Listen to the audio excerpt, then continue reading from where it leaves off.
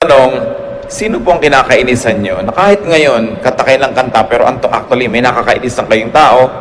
Pag naaalala nyo o nakita nyo sa uli, may inis na naman kayo. Ang title ng pag-aaral natin ngayon, huwag ka nang mainis sa Kanya. Salamat, Panginoon, dahil kayo pwede naming tanungin. Maaari kaming lumapit sa inyo at maghanap ng karunungan para i-apply sa pang-araw-araw na buhay namin. Napakalaking sagap.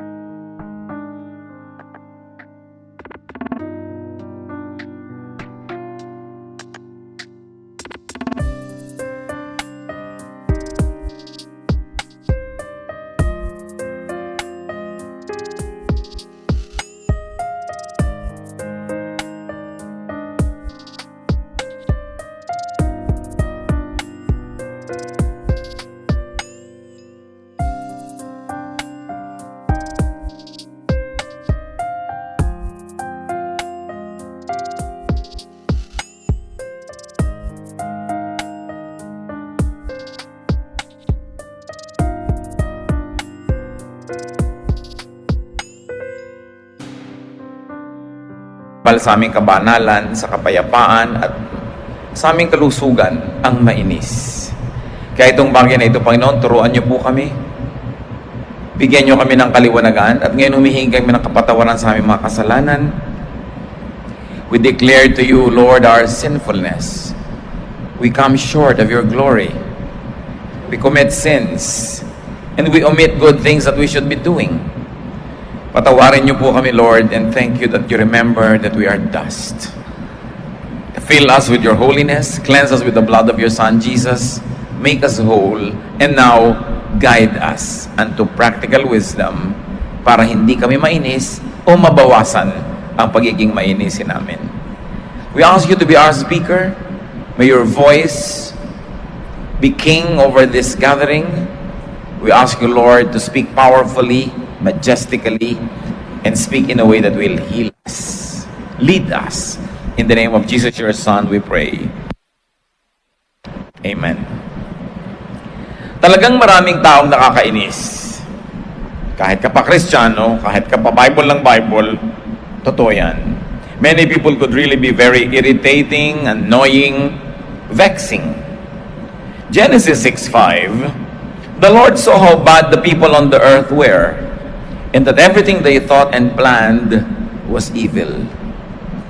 Bagong-bago pa lang ang creation, na isa na yan sa mga nakita natin na ang daming naiimbento ng taong mga kabalbalan, kasinungalingan, kasamaan. At dahil doon, nakakainis tuloy sila. O kaya dahil ikaw yung taong maraming kasalanan, nagiging mainisin ka tuloy dahil madali kang mga influensya, madala ng mga damdamin. At talaga rin namang bukod sa maraming nakakainis, marami ring taong sadyang maiinisin. Pero normal lang mainis. Normal in the sense na a big majority of people will always have a tendency na mainis. 1 Kings 19:4, si Elisha, sabi niya, I'm no better off than my ancestors. I might be a prophet, I might be blessed, the Lord might have dealt with me powerfully and used me even mightily, pero hindi rin naman talaga ako nakakaangat o nakahihigit sa aking mga ninuno. Pare-pareho lang kami mga pagkukulang. In Psalm 103:14, God knows we are made of dust. So huwag masyadong ipagtaka kung kayo mainisin. Huwag laging mag-guilty na parang napaka-solo mo na lang yung kasalanan na yon. Kasi talaga namang mas maraming ganun ang kinakawayan. Kung sino man ang kinainisan mo, ang dapat na lang nating isipin, huwag ka nang mainis sa Kanya. Kasi, nagkakasala ka. So, huwag ka na lang mainis. Dahil ikaw yung talo, ikaw yung malulugi, ikaw yung magbabayad. You sin in the process. Kasi pag naiinis tayo, may nagagawa tayong hindi maganda, may nasasabi o naiisip man lang tayong hindi maganda. At kung minsan may ginagawa pa tayo laban doon sa taong kinakainisan natin, therefore, how can you be sinless when you will always allow yourself na mainis? Huwag ka na lang mainis kasi apektado ka. Apektado ang iyong presyo ng dugo, apektado ang ekspresyon ng iyong muka, ang gana mong kumain, apektado ang iyong trabaho, ang iyong kilos, at syempre, ikaw naman ang mawawalan. You only get affected. Matthew 5:22, "But I promise you that if you are angry with someone, you will have to stand trial. If you call someone a fool, you will be taken to court. And if you say that someone is worthless, you will be in danger of the fires of hell." Ang Panginoong Hesus mismo ang may sabi, kung nagagalit ka, at syempre kakambal naman ng inis yung galit, meron ba namang naiinis na hindi nagagalit? It takes a great skill na mainis tapos hindi magalit. Usually, magkadikit yan. Ikaw na ngayon na nagkakasala, ikaw na ngayon yung nagkakaroon ng atraso sa langit, ikaw na ngayon ang malulugi. Kaya huwag ka na mainis kasi talo ka. Ang mainis, talo. You only lose physically. Why? Your health is affected. You only lose mentally because instead of focusing on fruitful thoughts, you begin to dwell on sometimes even destructive thoughts. Not only negative, but it could also be destructive. You lose emotionally. Ikaw itong magagalit, ikaw itong malulungkot, ikaw itong makakagawa ng mga mali na may magagalit pang iba sa'yo, magdaramdam pa sa'yo, talong-talo ka. And above all, you lose spiritually. Ang ating mga espiritu ay naapektuhan, narurumihan, nadadamage pag tayo nainis. So, paano ba hindi mainis? Pwede ba yun? How not to be vexed? First of all, remember that people are imperfect. Romans 10:103-14, God knows that we are made of dust. I am made of dust, you are made of dust, and when you think of others as also made of dust, meron tayong pagkukunan ng pangunawa, ng pagpapasensya, ng pagpapatawad. Imperfect ang mga tao. So, ang mangyayari niyan, hindi nila laging magagawa yung inaasahan natin gagawin nila. Hindi sila na magiging kasimbuti ng ating inaakala o kaya ay hinahanap kasi imperfect sila. Paano pa hindi mainis? Remember that you would be measured as you measured others. Matthew 7:1-2, don't condemn others. And God won't condemn you. God will be as hard on you as you are on others. He will treat you exactly as you treat them. So sabi, huwag ka na lang na manghusga o magkondena ng mga tao kasi kung paano mo sila sinusukat, ganun ka susukatin ng Diyos. Kung madali ka mainis sa tao, maiinis din sa iyo ang Diyos. Kung hindi ka makapagpasensya, hindi ka rin pagpapasensyahan. Hindi ka magpatawad, hindi ka rin patatawarin. Naiirita ka lagi sa mga tao pag nagkakamali sila sa standard mo. So pag nagkakamali ka rin sa standard ng Diyos, maiirita rin siya sa iyo. Because the measure you give is the measure you get. So sinisikap natin hindi mainis para hindi tayo talo physically, emotionally, socially, and spiritually. Remember not to judge. Ba't ka naiinis? Naiinis ka kasi, nanghuhusga ka. You get irritated because you judge people. Iniisip mong blank siya. Kaya ka nainis. Ano yun? Meron diyang pakalat-kalat, inis na inis ka, iniisip mong blank siya, na nananadya siya. Iniisip mo lang yun. Merong nagawa siya na ikinainis mo, iniisip mong malicious siya. Iniisip mong naghahamon siya, hindi naman pala, hindi siya aware na nandun ka, iniisip mo, naghahamon yata ito. Madalas naiinis tayo because we judge people. Ina-assign natin sa kanila ang ginagawa, yung aniisip natin na gusto nilang gawin. Kaya dapat natandaan natin yung blank na yan, no? Naiinis ka kasi iniisip mong blank siya. Hindi na alala ng asawa mo ang iyong birthday, iniisip mong hindi siya mapagmahal, na blank siya, unloving siya. Iniisip mong sinadya ka niya na gumaganti siya. Lagi tayong may iniisip, kaya tayo naiinis. You presume that people annoy you intentionally, that they are malicious by intent, or that they challenge you. Madalas na challenge tayo eh. May sinabi yung isa, Gustong-gusto lang naman pala niya mag-display ng alam niya, pero iniisip agad, sina-challenge ka, tinatakpan yung sinabi mo, dinadaig ka, kinakalaban ka, yung pala gusto lang naman niyang medyo magpasikat ng konti. Not necessarily at your expense, kasi meron din siyang insecurity. So, paano hindi mainis? Do not change people. You can't. Jeremiah 30:23, can you ever change and do what's right? Can people change the color of their skin? Or can a leopard remove its spots? If so, then maybe you can change and learn to do right. Of course, technologically, pwede na ngayong maiba-iba yung shades of color ng skin ng tao. Pero nung sinulat ito, hindi pa pwedeng gawin yon. So, ang message lang, may mga bagay na imposibleng gawin. Tulad ng baguhin mo ang isang tao.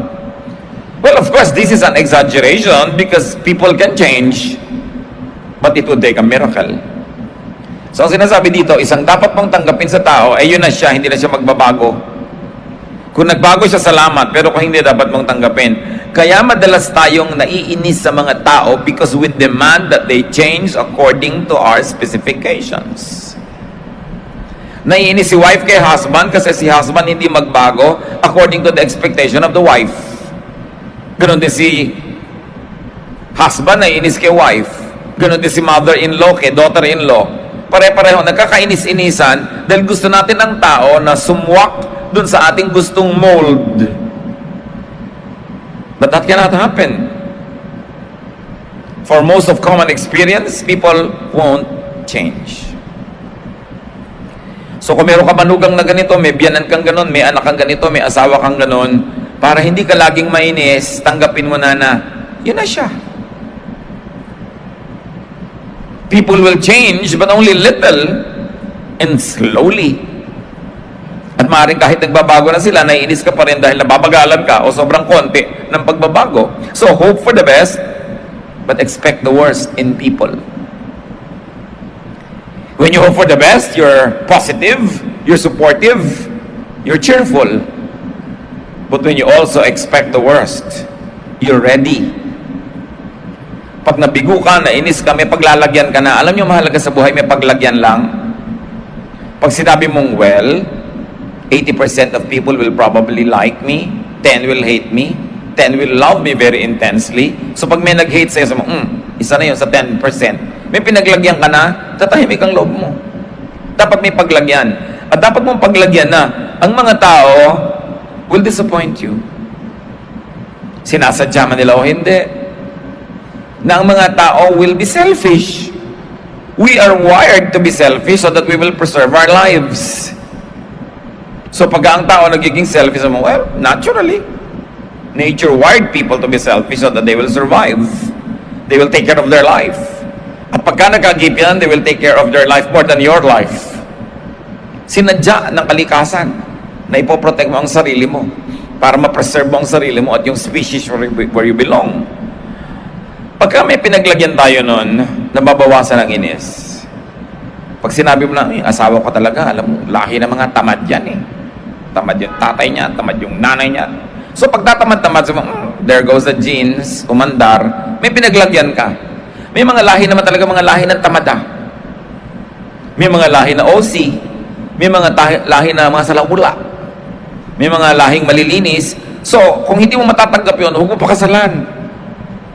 Sabi mo, girlfriend, boyfriend, punta naman tayo sa bahay nyo, magstay tayo doon maghapon. Tingnan mo kung magugusto mo yung kostumbre. Kasi kadalasan, kung ano yung pamilya niya, magiging ganon din siya. Although may mga shining examples na nagiging ibang-iba, pero exception yun. Kung gusto mong malaman kung ano magiging itsura ng girlfriend mo pag matanda na siya, tingnan mo yung nanay ngayon. Saan pa siya kukuha ng mukha? Diba? Nasa lahi lang yan, lahi-lahi. So pag sabi mong, there goes the lahi, there goes the dugo, there goes the genes, papayapa ka na, hindi mo na nilalabanan yung agos. To avoid getting angry at people, accept that they are imperfect. Inspire them, help them, pray for them to be better.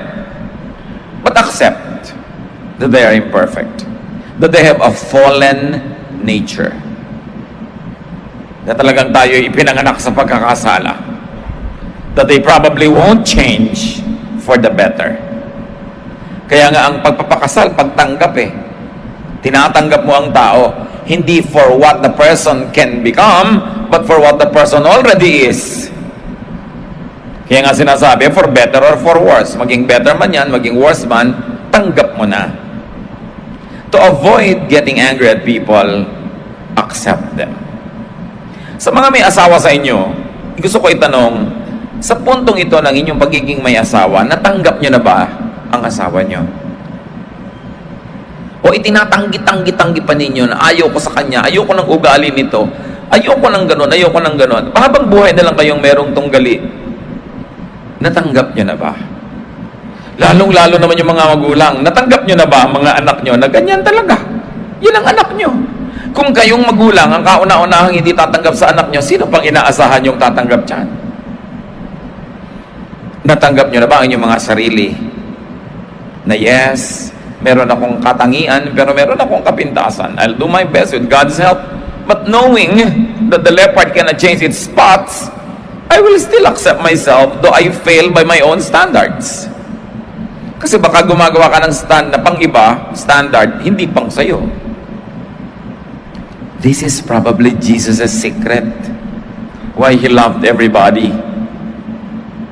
Because He accepted everybody. O ganito ka, sige, acceptin kita.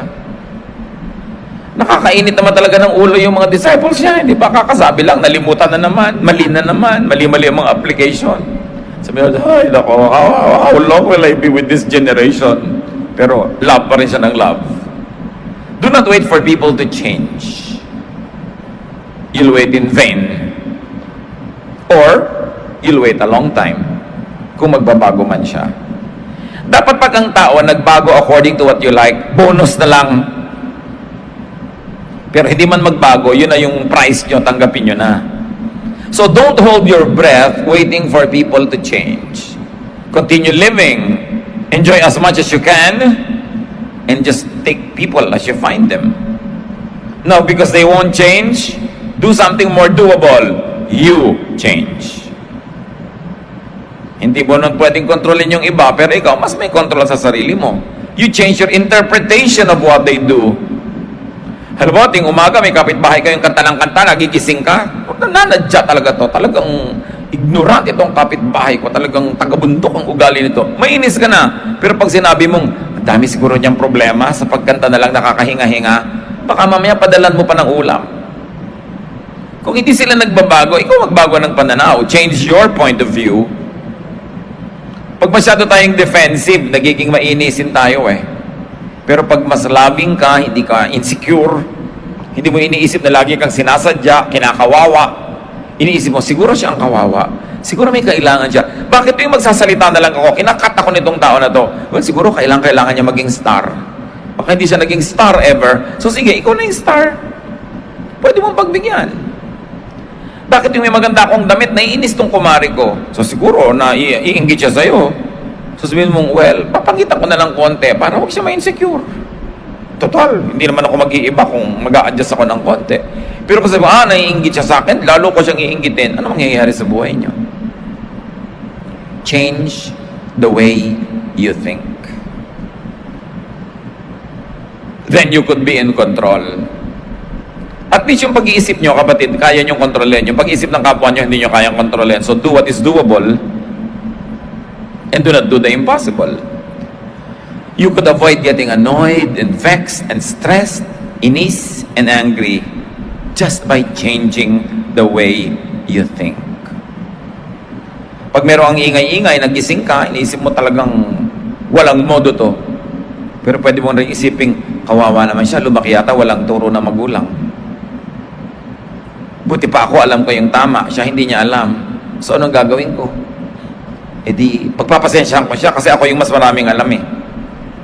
Romans 12:2, don't be like the people of this world, but let God change the way you think. Then you will know how to do everything that is good and pleasing to Him. So it's all about the way you think. What is the way and how is the way you think about your mother, your father? Pag utos ng utos sa yung nanay mo, inisip mo, pala utosan lang na ito, nakakainis. Or, baka hindi naman niya ako talaga gustong utusan, pero utos siya ng utos para huwag akong lumayo kasi gusto niya akong kasama. Alam niyo ba na maraming magulang utos ng utos, pero gusto lang kasi nandun ka. Kasi pag umalis ka, baka kanya hanap-hanapin, so lagi kang inuutusan. O na meron talaga mga nanay din. Sabi ko, meron akong office mate, lagi na lang kung magbiro, ang pangit-pangit. So anong pwede mong isipin? Talagang eto na naman ito, sasaktan na naman niya ako. O, kailangan niya ng audience. Kaya lang, very limited yung performance niya. Wala na siyang ibang alam, yun na lang. So pwede ka pa ngayon maging charitable. Meron naman nakakainis, utang ng utang. Pero pwede mo na sabihin, kawawa naman tong tao to, hindi na makaahon na ahon. Kinapalan ng mukha, kauutang, kawawa naman. Pwede ka pa ngayong maawa. At pwede ka pa rin hindi magpautang, naawa ka lang. Ngayon, nagpautang ka pa dahil kinaya mo naman, nagka-points ka pa. Change the way you think. Right now, think of people na nakakainisan nyo. Ba't kayo naiinis? Marami naman dyan, mga biyena naiinis sa manugang. Hindi naman dahil nakakainis yung manugang. Dahil lang ayaw nyo mag-asawa yung anak nyo. Kahit ang napangasawa noon, si Santa Teresa de Avila, ayaw nyo pa rin. Hindi dahil talagang masama siyang babae. Wala siyang kwenta, kundi kahit sino-sinong babae.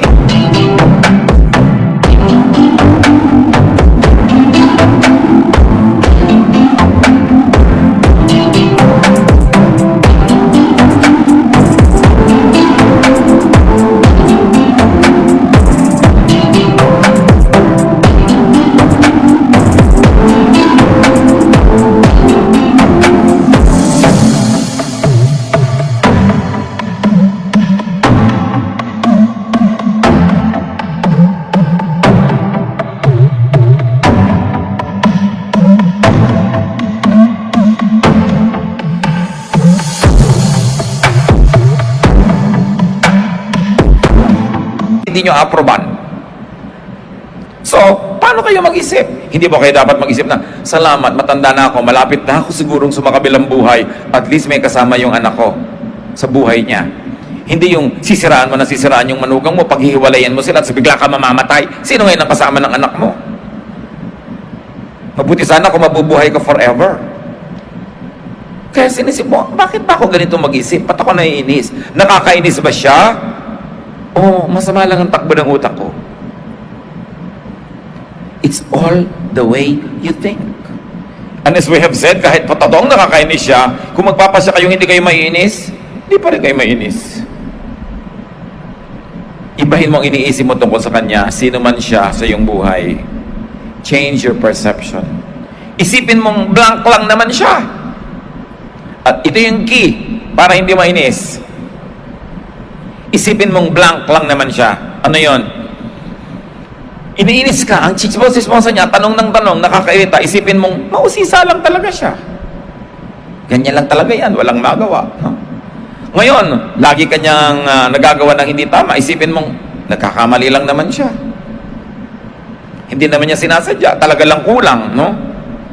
Limitado lang naman talaga siya. Yung parang nasasakal ka na sa kanya, napaka-aggressive, isipin mo, kandara pa lang naman siya. Gusto lang niyang pumapel. No? Marami pa yan, isip mo lang naman, nagsisikap lang naman siya na magpasikap. Bakit kaya ganito to? Kino-contest na lang lahat ang ginagawa ko sa office, lagi nagpapasikat, isipin mo, may mithiin lang siya, gusto niya maging manager. At sa totoo, hindi naman masamang mithiin niya yun. O kaya bakit kaya siya laging nananakit? Pwede mo isipin, nagtatanggol lang naman siya sa sarili. Kasi nadala na siyang laging masaktan, nanguuna na lang siya ngayon, siya na yung nananakit. Kaya kung minsan may tao, ang pangit-pangit ng ugali, ang sama-sama magsalita, pwede mo sabihin, who broke your heart and made you write that song? Diba? Sinong bumigo sa'yo? Sinong gumiba sa'yo at giba-giba ka? Bakit ka ganyan? Bakit ka gumaganti sa buong mundo? Anong ginawa sa'yo ng mundo? So you can be more understanding. Pwede mo sabihin, ganyan lang naman kasi isip bata pa lang. Hindi pa nagmamature. So in other words, pag sinabi mong, isipin mong blank lang naman siya, baka mo maunawa. At least mapagpasensyahan. Pwede pa, baka mamahal mo pa eh. Kasi ang totoo, ganun lang naman talaga ang mga tao. Bihirang-bihira yung mga tao nagigising sa umaga, nakalagay agad sa plano, kanino kayang buhay ang wasakin ko ngayon? Di ba? Paano ko kaya iinisin ang biyenan ko ngayon? Di ba? Hanggang manigas siya. Wala namang ganun eh. Pero sa araw-araw na paggagalawan natin, pagsasama-sama, natural nagkakabangga-banggaan. Kasi para tayo mga bola sa bilyaran. May isang puti galing sa langit o galing sa impyerno o galing kung saang bola, tumama kung kanino, nabunggo siya, nabunggo ka rin, nakabunggo-bungguan na kayong lahat. Pero kung tutuusin, hindi naman kayo nagpasimuno, yun lang puting bola. Merong nakasagasa, meron ba namang balak niyang sagasaan niya ang bata? Kaya minsan may nakasagasa, gugulpihin pa ngayon ng mga tao doon, hindi tuloy nadala yung bata sa ospital. Gumising kaya siyang hahanap ako lang sasagasaan ngayon. Nagkakaganon-ganon kasi ang buhay eh, no? Although, mag-iingat din kayo talaga, mandurukot. Saan kaya ako mandudukot ngayon? Plano na talaga yon, no? Meron talaga, pero hindi lahat ganun.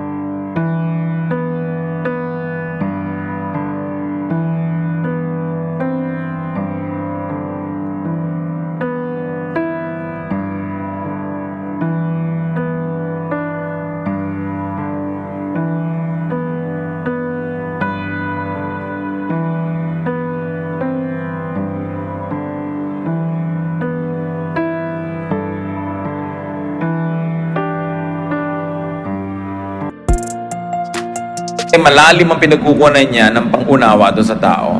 So just think of whoever ang kinakainisan niyo as curious, as mistaken, maybe limited or just overeager, insecure perhaps, trying hard, o meron lang siyang goal, kaya ka natatapakan, may gusto siyang abutin, pakalat-kalat ka kasi, kung hindi ka nakakalat yan, hindi ka niya matatapakan. Defensive lang siguro siya or immature. Then you will find space in your heart to accommodate people, to understand them, to avoid getting angry at them. So, dali na. I-apply agad ang simpleng bagay nito sa mga kinakainisan nyo at i-apply pa ulit-ulit pag paulit-ulit kayong maiinis. Yung ganyan lang naman siya kasi blank lang siya. Nagmamadali lang siya, kaya niya ako natapakan. Diba? May problema lang siya ngayon, kaya absent-mindedly, nabusan niya ako ng kape. Iniwan lang siguro siya ng asawa niya, kaya siya naiinggit sa mga sweethearts. Kaya siya bitter. Kung hindi mo alam, imagine ka ng isang kwentong mahahabag ka sa kanya. Kasi kahit precise yung kwento na yun or not, napalitan yung iniisip mo. Di ba ang mahalaga yung nararamdaman mo? Hindi naman yung reality niya. Kasi yung reality mo, doon ka responsible for yourself and to God. So take good care of your health, your body, your emotion, your spirit. Bakit kayo maglalagay ng lason sa swimming pool na kayo din ang lalangoy? Panginoong Diyos, salamat dahil pwede kaming mapaalalahanan sa isang simpleng bagay na ang totoo ay napakalaki ng epekto sa pang-araw-araw naming buhay. Maraming nakakainis. Pero pwede kaming pumili para huwag sobrang mainis o huwag na lang mainis kahit paano pa. Turuan mo kay Panginoon na maging conscious that we can change the way we think. And it is the way we think that make us angry.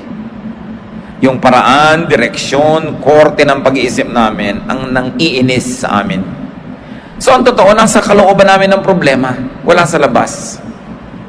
Hindi doon sa taong may ginawa o hindi ginawa, kundi kung paano namin binibigyan ng kahulugan ng ginagawa nila. Turuan mo kami, Lord, to discipline our thoughts. Na huwag kami pumayag na hatakin kami ng mga iniisip namin patungo sa pagkakasala, sa paggalit, sa puot, sa away. kundi hatakin kami ng iniisip namin palapit sa inyo.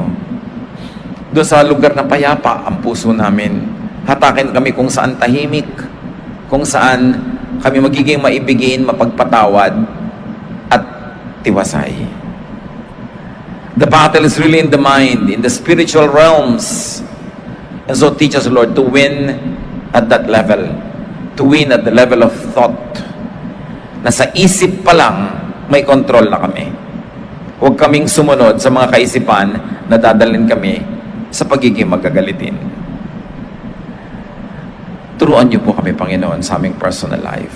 To be watchful, to be sensitive, and to reject thoughts that cause us to sin and cause us to displease you.